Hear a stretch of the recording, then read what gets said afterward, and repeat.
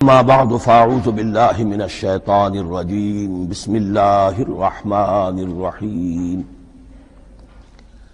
الحمد لله رب العالمين الرحمن الرحيم مالك يوم الدين إياك نعبد وإياك نستعين اهدنا الصراط المستقيم صراط الذين أنعمت عليهم غير المغضوب عليهم ولا الضالين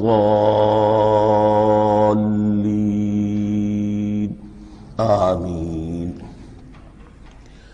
رب اشرح لي صدري ويسر لي أمري واحلل عقدة من لساني يفقهوا قولي اللهم ربنا ألهمنا رشدنا وأعذنا من شرور أنفسنا اللهم أرنا الحق حقا وارزقنا اتباعه وأرنا الباطل باطلا وارزقنا اجتنابه اللهم ربنا يسر لنا أمورنا كلها وأتمم لنا بالخير وتقبل منا فإنك خير المتقبلين آمین یا رب العالمین۔ معزز حاضرین اور محترم خواتین، ہم اللہ کے نام سے اس سال کی نماز تراویح کے ساتھ دورہ ترجمہ قرآن کا آغاز کر رہے ہیں۔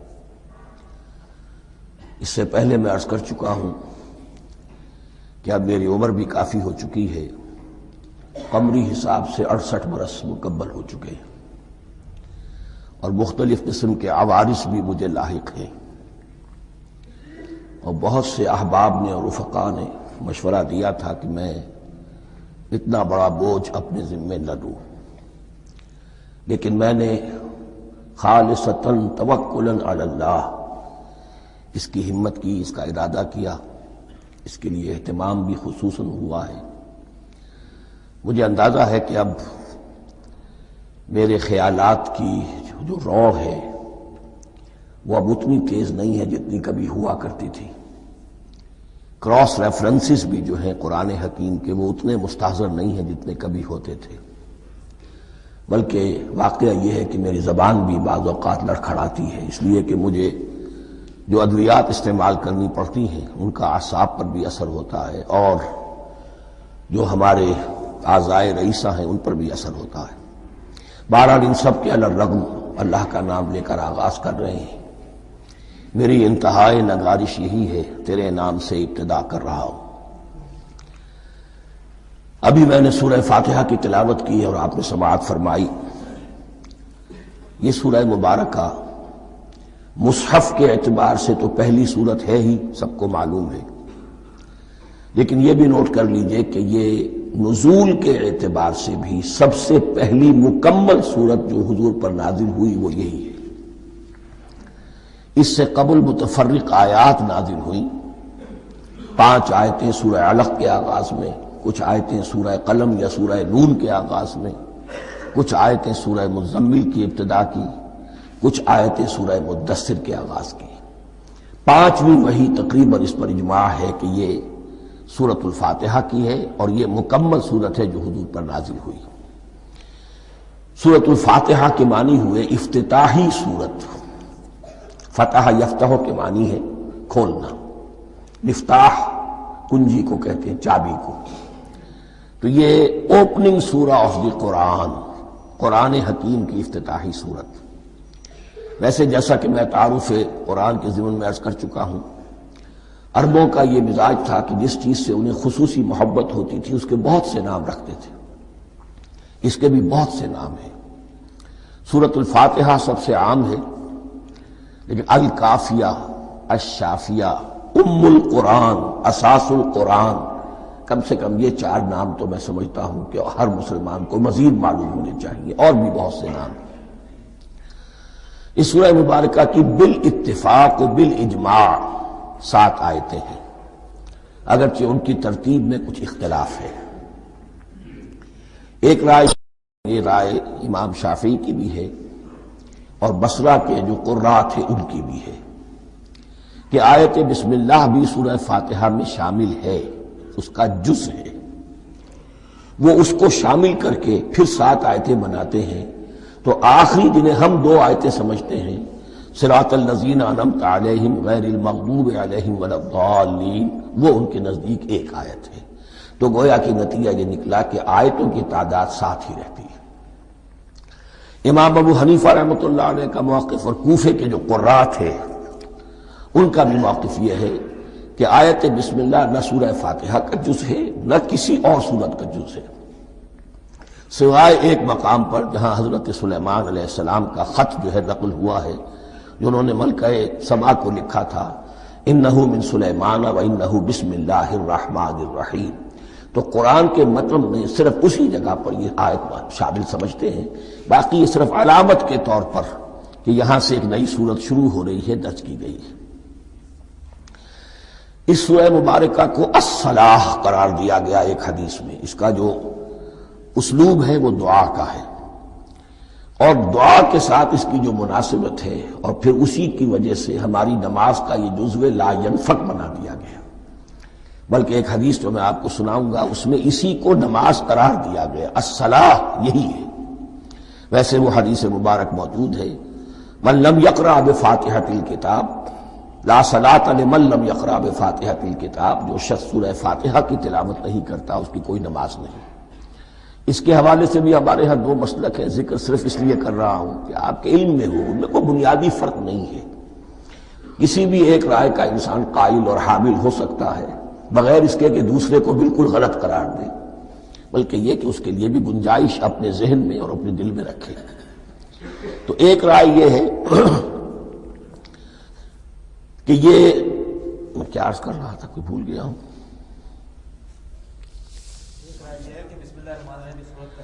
جی، اور دوسری آیت یہ ہے کہ اس کا حصہ نہیں ہے۔ اسی اعتبار سے یہ کہ یہ سورہ مبارکہ نماز میں پڑھی جانی ضروری ہے، لا صلاۃ لمن لم یقرأ بفاتحۃ الکتاب۔ البتہ یہ اختلاف ہے، یہ بات جو میں ذکر کر رہا تھا جو ذہن سے نکل گئی، کہ آیا مقتدی جو ہے امام کے پیچھے کھڑا ہو کر جب نماز پڑھ رہا ہو تو کیا اس صورت میں بھی اس کے لیے لازم ہے کہ سورہ فاتحہ پڑھے؟ اس میں دو رائے ہو گئی، بلکہ تین۔ ایک رائے انتہائی ہے اور وہ فقہ حنفی کی طرف منسوب ہے کہ اگر آپ امام کے پیچھے مقتدی کی حیثیت سے نماز پڑھ رہے تو کسی بھی رکعت میں آپ سورہ فاتحہ نہیں پڑھیں گے۔ ایک دوسری بالکل برعکس رائے ہے، وہ امام شافعی رحمۃ اللہ علیہ کی ہے کہ ہر حالت میں چاہے امام جہری رکعت پڑھا رہا ہو جس میں وہ بلند آواز سے سورہ فاتحہ پڑھ رہا ہو، اور چاہے وہ سری رکعت ہو، ہر حالت میں مقتدی کو بھی پڑھنی ہے۔ ایک تیسری رائے بین بین ہے، وہ امام مالک کی ہے رحمۃ اللہ علیہ، کہ جو سری رکعت ہے جس میں کہ امام بھی خاموشی سے پڑھ رہا ہے مقتدیوں کو بھی پڑھنی چاہیے۔ جو جہری رکعت ہے جس میں کہ امام بلند آواز سے پڑھ رہا ہے اس میں مقتدیوں کو خاموش رہ کر پوری توجہ جو ہے سننے پر صرف کر دینی چاہیے۔ اذا قرئ القرآن فاستمعوا له وانصتوا، جب قرآن پڑھا جا رہا ہو تو پوری توجہ اس کے پڑھنے پر مرکوز کر دو اور خود خاموش رہو۔ میرے اپنی رائے میں یہ تیسری رائے سب سے زیادہ صائب ہے اور اس میں کسی طرح کی بھی کوئی پیچیدگی پیدا نہیں ہوتی۔ بہرحال اس سورہ مبارکہ کا جو اسلوب ہے میں نے عرض کیا دعائیہ ہے، البتہ قرآن مجید کے علم اور حکمت کے اعتبار سے، اس کے فلسفے کے اعتبار سے ایک بات سمجھ لینی چاہیے۔ قرآن کا فلسفہ یہ ہے کہ بنیادی ہدایت ہر انسان کے دل میں موجود ہے بالقوہ، پوٹینشلی۔ یہ جو قرآن مجید یا اللہ کی کتابیں نازل ہوتی ہیں یہ انہیں ایکٹیویٹ کرتی ہیں، وہ اندر کی جو ڈورمنٹ کانشسنس ہے، خوابیدہ شعور جو ہے اسے بیدار کر کے اور پھر یہ کہ اسے اجاگر کرتی ہیں۔ ہر سلیم الفطرت انسان اور سلیم العقل انسان، دو سلامتی شرط ہیں۔ سلیم الفطرت، نیچر پرورٹڈ نہ ہو، فطرت مسخ نہ ہو گئی ہو، عقل سلیم ہو۔ ان دونوں چیزوں کا نتیجہ یہ نکلتا ہے کہ وہ انسان از خود، بغیر کسی وحی کی رہنمائی کے، بغیر کسی نبی کی تعلیم کے سے استفادہ کیے ہوئے از خود بھی کچھ حقائق تک پہنچ جاتا ہے۔ اور وہ حقائق کیا ہے؟ نمبر ایک یہ کہ اس کائنات کا ایک خالق ہے اور وہ ایک ہے، اور وہ تمام صفات کمال سے متصف ہے۔ نمبر 2 یہ کہ انسان کی زندگی صرف یہ زندگی نہیں ہے، بلکہ ایک اور زندگی ہے کہ جس میں اس زندگی کے اعمال کے نتائج برآمد ہوں گے۔ یہ 2 باتیں، اس کی زیادہ وضاحت کے ساتھ جو ہے اس کا تذکرہ آئے گا سورہ لقمان میں، جہاں حضرت لقمان کی شخصیت کا تذکرہ ہے۔ لیکن یہاں صرف یہ بات سمجھ لیجئے کہ قرآن کا فلسفہ یہ ہے کہ ہر انسان میں، ہر فرد نوع بشر میں جو اپنی ولادت کے وقت مسلم ہوتا ہے، حضور کی حدیث ہے کل مولود یولد علی الفطرہ ابواہ یحودانہ او ینصرانہ او یمجسانہ، ہر بچہ نوع انسانی کا فطرت اسلام پر پیدا ہوتا ہے، وہ فطرت کے اندر وہ ہدایت ودیت ہے۔ اب اگر وہ فطرت بس نہیں ہوئی اور عقل جو ہے وہ صحیح رخ پر کام کر رہی ہے تو ان 2 حقائق تک وہ انسان خود پہنچ جائے گا۔ لیکن ان دونوں حقائق تک پہنچنے کے بعد اب وہ دست بستہ دعا کرے گا کہ اے رب اب مزید ہدایت تو مجھے عطا فرما۔ ایک تو یہ کہ میں کیا کروں کیا نہ کروں، میری عقل اس میں ٹھوکر کھا سکتی ہے، میں کسی اچھی چیز کو بری سمجھ سکتا ہوں، کسی بری کو اچھی سمجھ سکتا ہوں، تو مجھے صحیح راستہ، صحیح راہ ہدایت پر چلا۔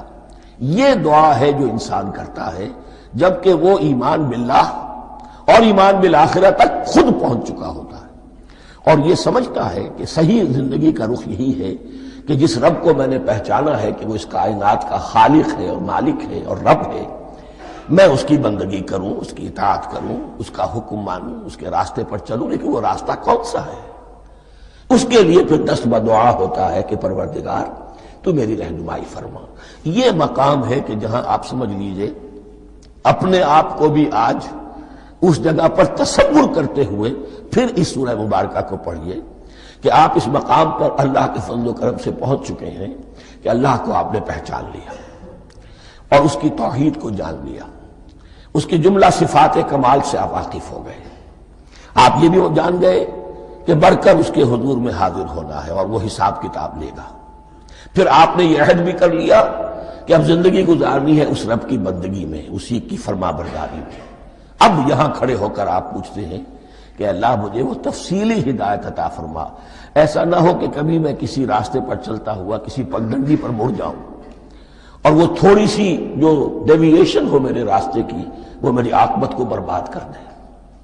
یک لحظہ غافل گشتم و 100 سال راہم دور شد، اس لیے کہ ہوتا یہی ہے سیدھے راستے سے ذرا سی کوئی پگڈنڈی جو ہے تھوڑے سے اینگل پر نکلی ہے، لیکن جب چلتے جائیں گے آپ تو جتنے آگے بڑھیں گے اس پر، اس راہ صراط مستقیم سے آپ اتنے ہی زیادہ دور ہوتے چلے جائیں گے۔ یہ ہے قرآن مجید کی حکمت اور فلسفے کے اعتبار سے اس سورہ مبارکہ کا مقام۔ اب آئیے ہم بسم اللہ کرتے ہیں۔ بسم اللہ الرحمن الرحیم، شروع کرتا ہوں میں اللہ کے نام سے جو رحمان اور رحیم ہے۔ اس پر کچھ گفتگو ہو چکی ہے تعارف قرآن کے ضمن میں کہ رحمان اور رحیم 2 نام ہیں کہ جو رحمت کے مادے سے نکلتے ہیں۔ رحمان میں اللہ تعالیٰ کی رحمت کا جوش، ہیجانی کیفیت، طوفانی کیفیت، اور رحیم میں اللہ تعالیٰ کی رحمت کا دوام اور تسلسل۔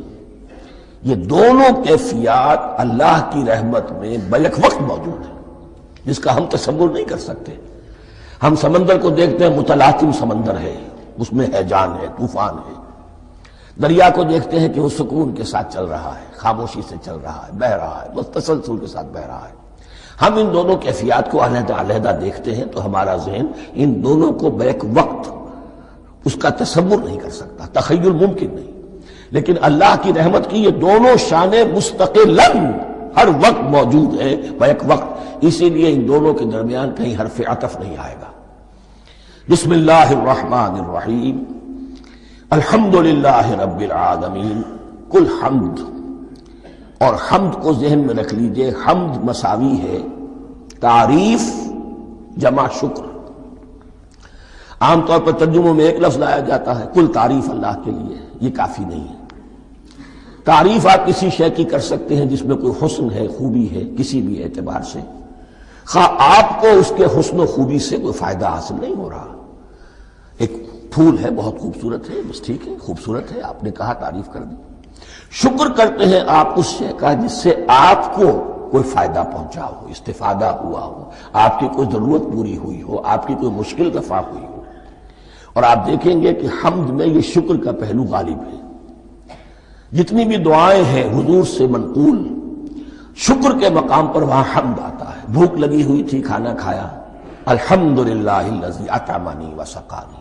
اب یہاں دیکھیے ترجمہ تعریف نہیں، شکر ہے اس اللہ کا جس نے مجھے کھلایا اور پلایا۔ آپ بیت الخلاء سے باہر آئے، نجاستیں آپ سے دور ہو گئیں، طبیعت میں انشراح ہوا، الحمدللہ الذی اذھب عنی الاذی وعافانی۔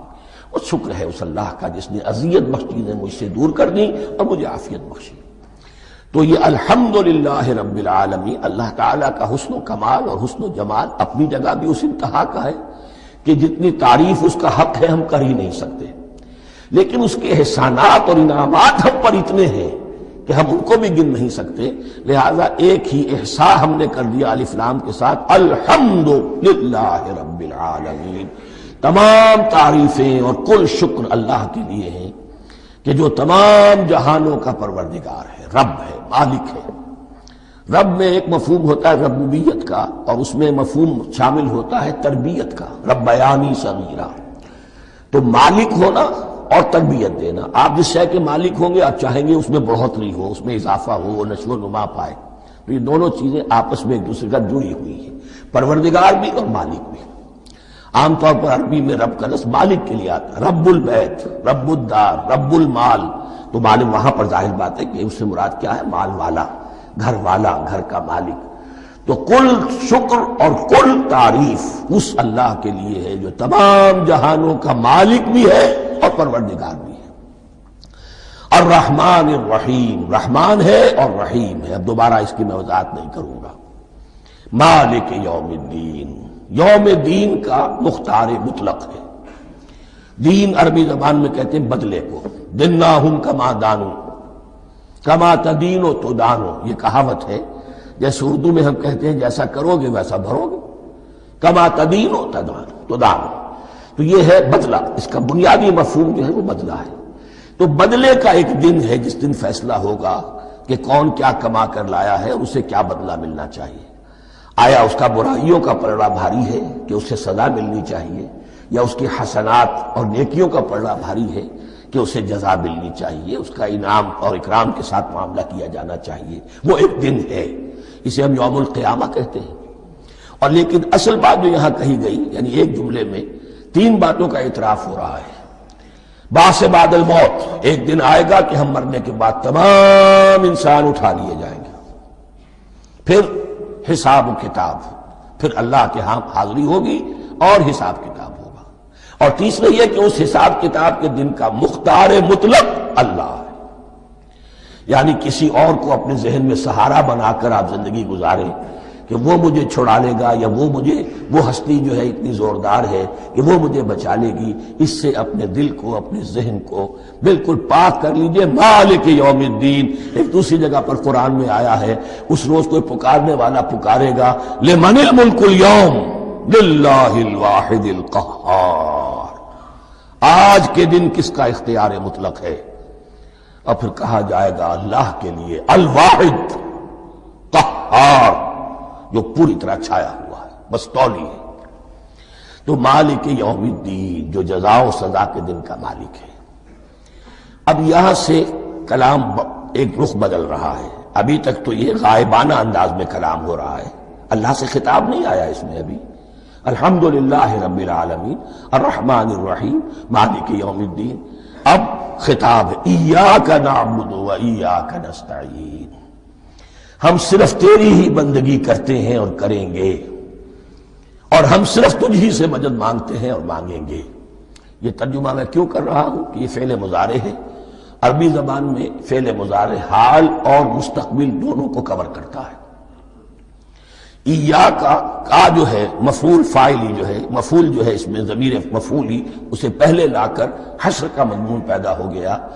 ہم تیری بندگی کرتے ہیں نہیں، ہم تیری ہی بندگی کرتے ہیں اور کریں گے۔ حال میں ترجمہ کیجئے تو یہ اظہار حال ہے، اور مستقبل میں ترجمہ کیجئے تو یہ ایک عہد ہے، قول و قرار ہے، بہت بڑا معاہدہ ہے۔ وَإِيَّاكَ نَسْتَعِينُ، اور صرف تجھ ہی سے مدد مانگتے ہیں اور مانگیں گے۔ اس میں بھی حال کا ترجمہ اظہار حال، اللہ کرے کہ واقعی ہمارا حال وہی ہو، جب ہم یہ الفاظ کہتے ہیں تو واقعتاً ہم اس پر پورے اتر رہے ہوں کہ اسی کی بندگی کر رہے ہوں اور اسی سے ساری استعانت اور استمداد کر رہے ہوں۔ جہاں تک مستقبل کا تعلق ہے وہ پھر ایک عہد ہے، اہدنا الصراط المستقیم، یہ مقام وہ آ گیا کہ یہاں تک تو اے پروردگار ہم پہنچ گئے، تیرے فضل سے، تیرے کرم سے، فطرت سلیمہ بھی تیری عطا کردہ تھی، عقل سلیم بھی تیری ودیعت کردہ تھی، ان دونوں کی روشنی سے ہم یہاں تک تو پہنچ گئے۔ اب ہماری جو ضرورت ہے، احتیاج ہے، وہ کیا ہے؟ اہدنا الصراط المستقیم، ہدایت بخش ہمیں سیدھے راستے کی۔ یہاں دو باتیں سمجھ لیجئے، انفرادی سطح پر انسان کے لیے نہ معلوم کتنے مرحلے آتے ہیں ہر روز کہ جس میں وہ ایک چھٹک کر کھڑا ہو جاتا ہے، یہ کروں یا یہ کروں، دو آلٹرنیٹو سامنے آ رہے ہیں، فیصلہ کرنا مشکل ہو رہا ہے، قدم قدم پر ہدایت کی ضرورت ہے۔ اور اجتماعی طور پر نوع انسانی تین بڑے بڑے تمدنی مسائل میں واقعہ یہ ہے کہ تسلیم کر لیا جانا چاہیے کہ عقل انسانی اس کو راستہ نہیں دکھا سکتی۔ عام معاشرتی سطح پر مرد اور عورت کے درمیان حقوق اور اختیارات کا کیا توازن ہو، ناممکن ہے، انسان طے نہیں کر سکتا۔ انسان یا مرد ہے یا عورت ہے، عورت سوچے گی اپنے لحاظ، اپنے جذبات کا، اپنے خیالات کا لحاظ رکھے گی، مرد کے جذبات و احساسات کا اس کا کوئی تصور ہی ممکن نہیں۔ مرد سوچے گا اسے اپنے احساسات معلوم ہے، لیکن یہ کہ عورت کے احساسات سے وہ نابلد ہے، ان کو محسوس کر ہی نہیں سکتا، لا محالہ وہ اپنے بارے میں وہ جو بھی نظام بنائے گا اس میں وہ اپنی بالادستی رکھے گا۔ وہ تو ایک ہی ہستی ہو سکتی ہے کہ جو دونوں کی خالق ہے، مرد کی بھی عورت کی بھی، اور اس کو دونوں سے محبت ہے، دونوں کا خیر خواہ ہے، دونوں کا رب ہے، دونوں کو پروان چڑھانا چاہتا ہے۔ اسی طرح فرد اور معاشرہ یا ریاست، حکومت اور ریاست ہمیشہ یہ چاہتی ہے کہ سارے اختیارات ہمارے ہاتھ میں آ جائیں، ٹوٹلیٹیرین سوسائٹی ہو، بس ہم حکم دیں اور لوگ اس پر چلیں۔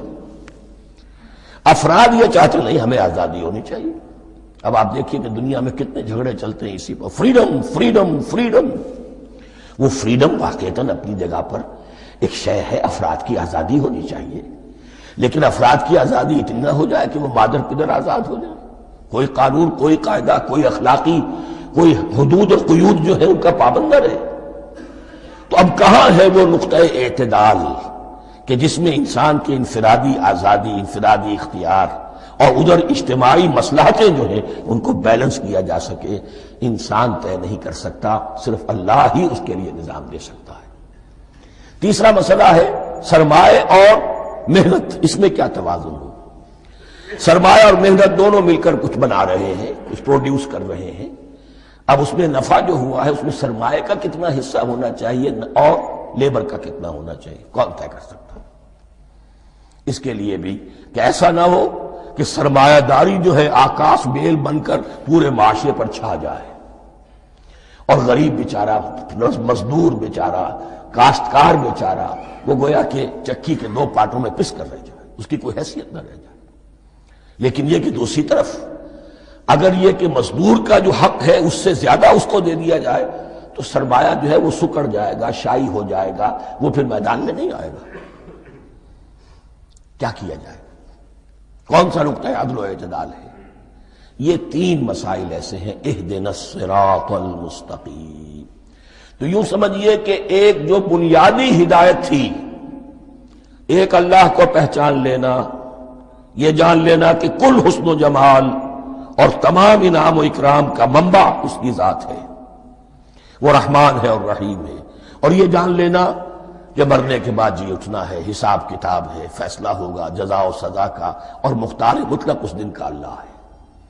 پھر یہ عہد کر لینا ایاک نعبد و ایاک نستعین۔ اس کے بعد دعا، پروردگار ہمیں ہدایت پر قائم رکھ، ہماری ہدایت میں اضافہ فرما۔ اس ہدایت کے لفظ کو سمجھ لیجئے، بنیادی ہدایت، تفصیلی ہدایت، قدم قدم پر ہدایت، ہدایت پر ہدایت۔ والذین اہتدوا زادہم ھدی، جو لوگ ہدایت کے راستے پر آتے ہیں اللہ ان کی ہدایت میں اضافہ کرتا ہے۔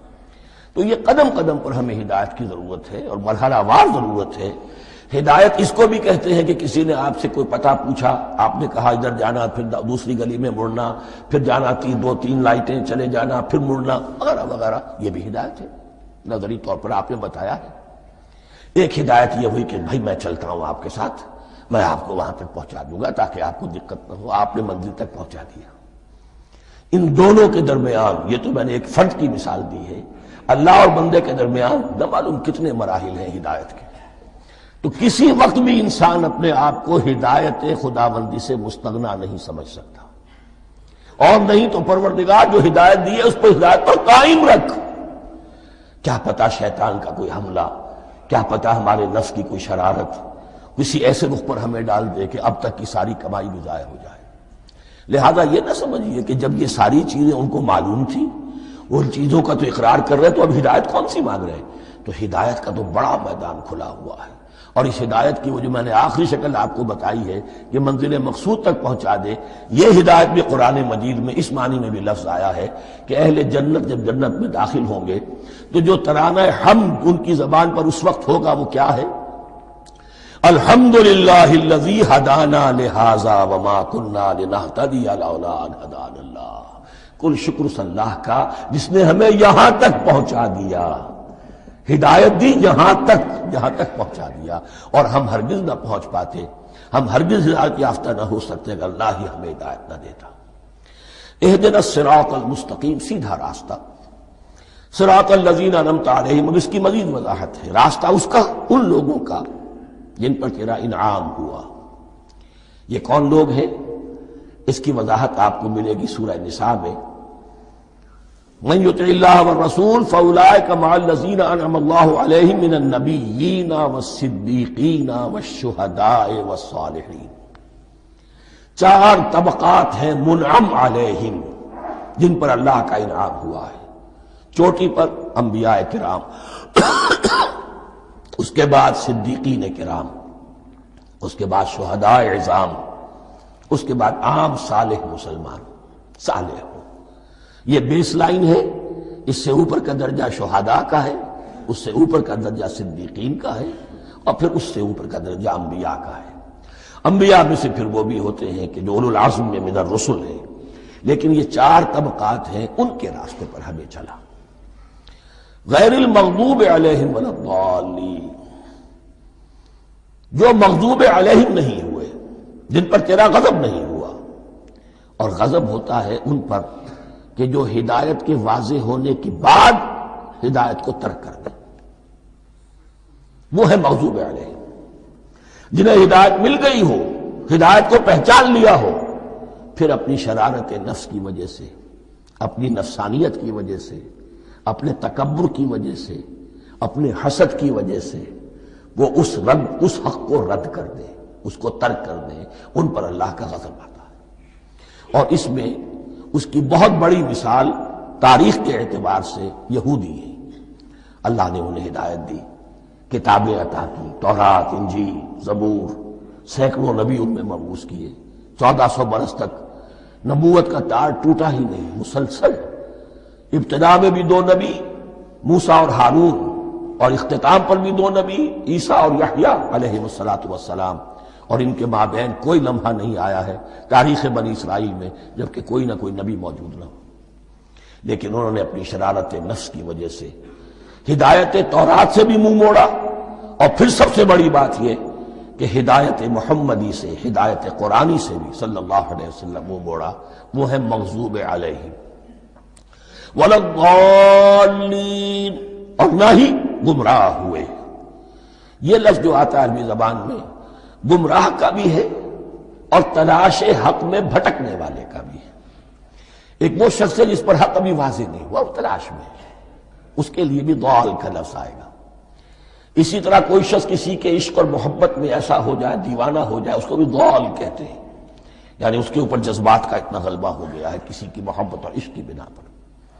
تو حضور کے لیے یہ لفظ آیا ہے وَوَجَدَكَ ضَالًّا فَهَدَىٰ، اور یہ تو سورۃ الضحیٰ ہے، اکثر بیشتر لوگوں کو یاد ہوگی تو یہ جو ضلال کا لفظ ہے اس میں سمجھ لیجئے ضروری نہیں ہے کہ وہ گمراہ ہو، بلکہ وہ بھی کہ جو ابھی راہ ہدایت کی طلب میں اس کے حصول کے لیے اس کی تلاش میں کوشاں ہیں، اور وہ بھی کہ جو کسی مغالطے کی وجہ سے حق سے منحرف ہو جائے۔ یہ بھی جان لیجئے کہ ایک ہے بدنیتی، تکبر، حسد، حق کو جان کر پہچان کر رد کر دینا یا چھوڑ دینا یا ترک کر دینا، ایک ہے کسی غلطی میں، کسی جذبات کے اندر آ کر، کسی غلو کے اندر مبتلا ہو کر اور حق سے منحرف ہو جانا۔ اس کی جو سب سے بڑی مثال ہے وہ نصارہ ہے، عیسائی ہے۔ حضرت مسیح کو انہوں نے مانا لیکن غلو کیا، یہ لفظ آئے گا آگے، لا تغلو فی دینکم، اپنے دین میں غلو نہ کرو۔ جیسے ہمارے ہاں بھی بعض لوگ ہیں جو حضور صلی اللہ علیہ وسلم کی تعریف میں، حضور صلی اللہ علیہ وسلم کے ساتھ اپنی محبت کے اظہار میں غلو کر جاتے ہیں۔ یہ انتہا درجے کو ہو گیا تھا حضرت مسیح علیہ السلام کے ماننے والوں میں، اور اس کی بنا پر انہوں نے تثلیث کا عقیدہ ایجاد کر لیا اور حضرت مسیح علیہ السلام کو اللہ کا بیٹا بنا دیا۔ تو اس کی سب سے بڑی مثال ضالین کی اس اعتبار سے کہ ہدایت پانے کے بعد کسی بدنیتی سے نہیں بلکہ کسی اچھے جذبے میں غلو کی وجہ سے، رسول سے محبت کرنا تو اچھا جذبہ ہے لیکن یہ محبت بھی ایک حد میں رہنی چاہیے۔ غلو کرے گی تو ظاہر بات ہے کہ اس کے بعد وہ گمراہی کی طرف لے جائے گی۔ تو یہ ہے اس سورہ مبارکہ کا ترجمہ، اور اس کے بعد آخر میں آمین کہنا یہ مسنون بھی ہے، کہنا چاہیے۔ البتہ اختلاف یہاں بھی صرف اتنا ہے کہ نماز میں جب آپ امام کے ساتھ ہیں، وہ اگر جہری قرات کر رہا ہے تو آیا اس کے بعد آپ کو بھی بالجہر کہنا ہے آمین یا نہیں کہنا، یہ اختلاف ہے، ان میں کوئی فرق واقع نہیں ہوتا۔ یہ چیز متفق علیہ کہ کہنا ہے آمین، بلکہ یہ آمین تو یہودیوں میں ہے، یہ آمین جو ہے یہ عیسائیوں میں بھی ہے۔ ان کی بھی جو پریئر، لارڈس پریئر ہے، اس کے بعد آمین، وہ آمین کہتے ہیں، وہ فرق، وہ لفظ ایک ہی ہے۔ اس لیے کہ عبرانی زبان اور عربی زبان، یا تو ہم یہ کہہ سکتے ہیں کہ دونوں بہنیں ہیں، کوئی ایک مشترک زبان تھی ان کی ماں جس کی یہ دو بیٹیاں ہیں، اور یا یہ کہنا پڑے گا کہ عربی زبان کی ماں جو ہے وہ عبرانی زبان ہے۔ بہرحال بڑا قریبی رشتہ عربی کا اور عبرانی کا ہے، اس اعتبار سے وہ آمین۔ اب آپ کو معلوم ہے ہم السلام علیکم وہ کہتے ہیں، وہ سلام کہتے ہیں، فرق کیا ہے؟ وہ تو تلفظ کا فرق ہے۔ اسی طریقے سے اور بہت سے الفاظ ہیں، میں بعد میں بتا۔ اب میں اس سورہ مبارکہ کے بارے میں خاص حدیث آپ کو سنانا چاہتا ہوں، اور اسی سے در حقیقت جو امام ابو حنیفہ کا موقف ہے رحمۃ اللہ علیہ، اس کی حقانیت مزید مبرہن ہو جائے گی۔ یعنی کیا کہ آیت بسم اللہ سورہ فاتحہ کا جز نہیں ہے، سورہ فاتحہ الحمدللہ رب العالمین سے شروع ہوتی ہے۔ وہ میں آپ کو بتانا بھول گیا کہ جن کے نزدیک یہ سورت کا جز ہے وہ پھر جہری قرات میں بسم اللہ الرحمن بھی بلند آواز سے کہیں گے، اور جن کے نزدیک یہ سورہ فاتحہ کا جز نہیں ہے وہ نہیں کہیں گے، وہ الحمدللہ رب العالمین سے قرات کریں گے۔ تو کوئی فرق نہیں ہے بنیادی۔ یہ حدیث جو ہے یہ مسلم شریف میں ہے اور حدیث قدسی ہے۔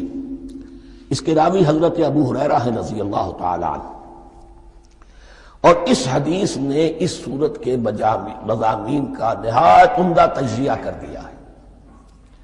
حدیث کے الفاظ سن لیجئے، قسمت الصلاۃ بینی و بین عبدی نصفین۔ اللہ تعالیٰ فرما رہے ہیں، حدیث قدسی ہے، میں نے نماز کو، صلاۃ کو اپنے اور اپنے بندے کے درمیان آدھا آدھا تقسیم کر لیا۔ فنصفها لی ونصفها لعبدی، اس کا نصف جو ہے وہ میرے لیے ہے اور نصف جو ہے وہ میرے بندے کے لیے ہے۔ ولعبدی ما سأل، اور جو میرے بندے نے مانگا میں اسے دوں گا، میرا وعدہ ہے یا میں نے اسے دیا۔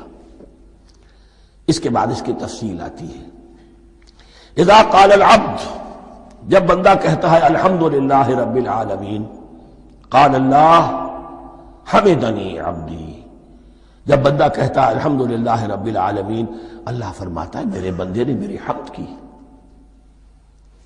وَإِذَا قَالَ الرَّحْمَٰنِ الرَّحِيمِ قَالَ اللَّهُ اثْنَىٰ عَلَيَّ عَبْدِي، جب بندہ کہتا ہے الرحمن الرحیم، اللہ فرماتا ہے میرے بندے نے میری ثنا کی۔ وَإِذَا قَالَ مَالِكِ يَوْمِ الدِّينِ قَالَ اللَّهُ تَعَالَىٰ مَجَّدَنِي عَبْدِي، میرے بندے نے میری تمجید بیان کی، میری بزرگی بیان کی۔